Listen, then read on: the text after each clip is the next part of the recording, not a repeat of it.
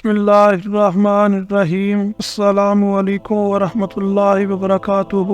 دعا گو ہوں کہ اللہ پاک تمام امت مسلمہ کو اپنی حفظ و امان میں رکھے اور تمام کے لیے آسانیاں پیدا فرمائے، آمین ثم آمین۔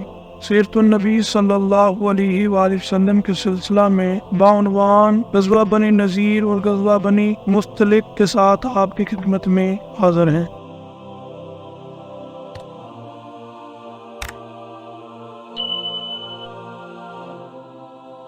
آخر حضرت صلی اللہ علیہ وآلہ وسلم صحابہ کے ساتھ بنو نذیر کی طرف روانہ ہوئے۔ اس موقع پر آپ صلی اللہ علیہ وآلہ وسلم نے مدینہ منورہ میں حضرت عبداللہ بن ام مکتوم رضی اللہ عنہ کو اپنا قائم مقام مقرر فرمایا۔ جنگی پرچم حضرت علی بن ابی طالب رضی اللہ عنہ نے اٹھایا۔ نبی کریم صلی اللہ علیہ وآلہ وسلم اسلامی لشکر کے ساتھ آگے بڑھے۔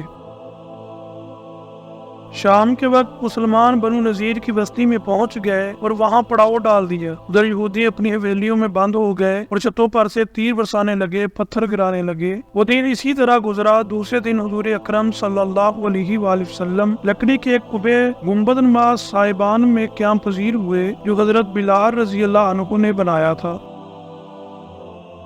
یہودیوں میں سے ایک شخص کا نام غزول تھا۔ وہ زبردست تیر انداز تھا، اس کا پھینکا ہوا تیر دور تک جاتا تھا۔ اس نے ایک تیر نبی کریم صلی اللہ علیہ وآلہ وسلم کے قبے کی طرف پھینکا، تیر وہاں تک پہنچ گیا۔ یہ دیکھ کر صحابہ کرام رضی اللہ عنہم نے حضور اکرم صلی اللہ علیہ وآلہ وسلم کے حکم سے قبے کو ذرا دور منتقل کر دیا۔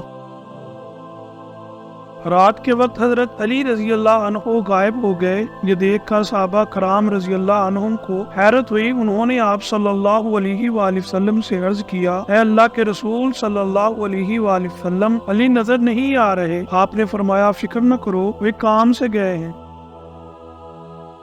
کچھ ہی دیر گزری ہوگی کہ حضرت علی رضی اللہ عنہ غزول کا سر اٹھائے ہوئے آگے۔ اب ساری صورتحال کا پتہ چلا۔ جب غزول نے آپ صلی اللہ علیہ وآلہ وسلم کے صاحبان کی طرف تیر پھینکا تھا، حضرت علی رضی اللہ عنہ نے اسی وقت سے اس کے پیچھے لگ گئے تھے اور آخر اس کا سر کاٹ لائے۔ اس کے ساتھ 10 آدمی اور تھے۔ وہ غزول کو قتل ہوتے دیکھ کر بھاگ لیے تھے۔ نبی اکرم صلی اللہ علیہ وآلہ وسلم نے حضرت علی رضی اللہ عنہ کے ساتھ 10 آدمی اور بھی روانہ فرمائے تھے۔ ان میں حضرت ابو دجانہ رضی اللہ عنہ بھی تھے۔ جو جماعت ان لوگوں کی تلاش میں نکلی جو غزول کے مارے جانے پر بھاگ نکلے تھے، آخر اس جماعت نے انہیں جا لیا اور سب کو قتل کر دیا۔ بنو نذیر کا محاصرہ جاری رہا جہاں تک کہ 6 راتیں گزر گئیں۔ اس دوران منافق عبداللہ بن ابی برابر یہودیوں کو پیغامات بھیجتا رہا کہ تم اپنی حویلیوں میں ڈٹے رہو، ہم تمہاری مدد کو آ رہے ہیں۔ لیکن یہودیوں کو اس سے کوئی مدد نہیں پہنچی۔ اب تو یہود کا سردار حیy بن اخطب بہت پریشان ہوا۔ کچھ عقل مند یہودیوں نے اسے عبداللہ بن ابی کے مشورے پر عمل نہ کرنے کے لیے کہا تھا، لیکن حیy بن اخطب نے ان کی بات نہیں مانی تھی۔ اب انہوں نے تانے کے طور پر کہا، عبداللہ بن ابی کی وہ مدد کہاں گئی جس کا اس نے وعدہ کیا تھا اور جس کی تم آس لگائے بیٹھے تھے؟ وہ کوئی جواب نہ دے سکا۔ یہودی اب بہت پریشان ہو چکے تھے۔ ادھر نبی اکرم صلی اللہ علیہ وآلہ وسلم سختی سے ان کا محاصرہ کیے ہوئے تھے۔ آخر اللہ تعالیٰ نے یہودیوں کے دلوں پر مسلمانوں کا رعب طاری کر دیا۔ انہوں نے نبی اکرم صلی اللہ علیہ وآلہ وسلم سے درخواست کی کہ انہیں یہاں سے نکل جانے دیا جائے۔ وہ ہتھیار ساتھ نہیں لے جائیں گے، البتہ اپنا گھریلو سامان لے جائیں گے۔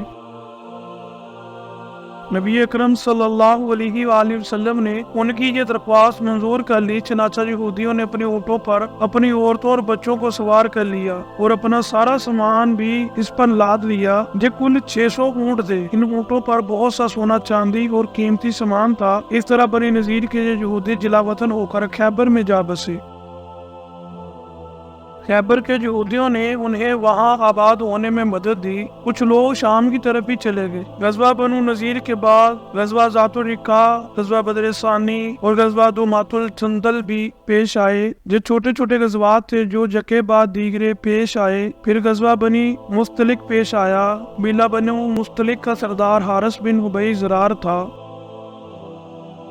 اس نے حضور اکرم صلی اللہ علیہ وآلہ وسلم سے جنگ کے لیے ایک لشکر تیار کیا۔ اس لشکر میں اس کی قوم کے علاوہ دوسرے عرب بھی شامل تھے۔ اس اطلاع پر حضور اکرم صلی اللہ علیہ وآلہ وسلم نے بھی جنگ کی تیاری کی۔ اسلامی لشکر 2 شعبان 5 ہجری کو روانہ ہوا۔ ادھر جب حارث بن ابی زرار اور اس کے ساتھیوں کو مسلمانوں کی آمد کی خبر ملی،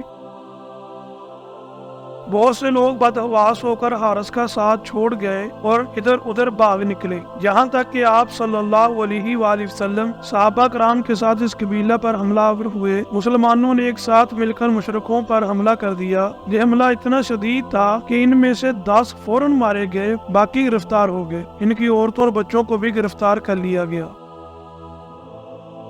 ان قیدیوں میں بنی مختلق کے سردار حارث بن ابی زرار کی بیٹی برا بنت حارث بھی تھی۔ مال غنیمت تقسیم ہوا تو برا ثابت بن قیس رضی اللہ عنہ کی تحویل میں آ گئی۔ اب ثابت بن قیس رضی اللہ عنہ نے برا سے طے کیا کہ اگر وہ 9 اوقیہ سونا دے دیں تو انہیں آزاد کر دیں گے۔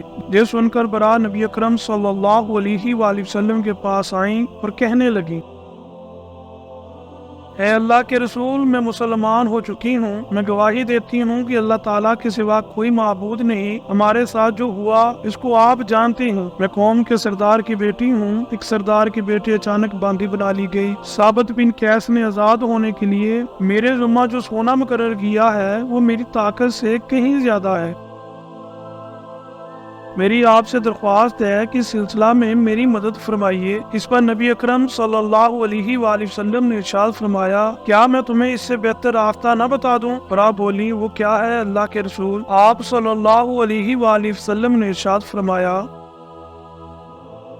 تمہاری طرف سے سونا میں دے دیتا ہوں اور میں تم سے نکاح کر لوں۔ اس پر برا بولی، اے اللہ کے رسول، میں تیار ہوں۔ چنانچہ آپ نے حضرت ثابت بن قیس رضی اللہ عنہ کو بلایا۔ برا کو ان سے مانگا۔ وہ بولے، اے اللہ کے رسول، میرے ماں باپ آپ پر قربان، برا آپ کی ہوئی۔ آپ صلی اللہ علیہ وآلہ وسلم نے انہیں اتنا سونا ادا کر دیا اور برا سے شادی کر لی۔ اس وقت ان کی عمر 20 سال تھی۔ ان کا نام برا سے جویریہ رکھا گیا۔ اس طرح وہ ام المومنین حضرت جویریہ رضی اللہ عنہا ہو گئی۔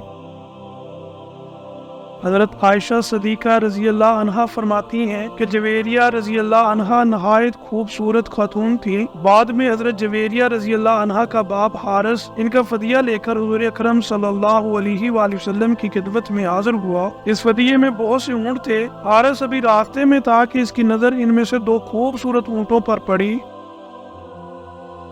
اس نے دونوں کو وہیں عقیق کی گھاٹی میں چھپا دیا اور باقی فدیہ حضور اکرم صلی اللہ علیہ وآلہ وسلم کی خدمت میں پیش کر کے کہا، یہ فدیہ لے لیں اور میری بیٹی کو رہا کر دیں۔ اس کی بات سن کر آپ صلی اللہ علیہ وآلہ وسلم نے ارشاد فرمایا، اور وہ 2 اونٹ کیا ہوئے جنہیں تم عقیق کی گھاٹی میں چھپائے ہو؟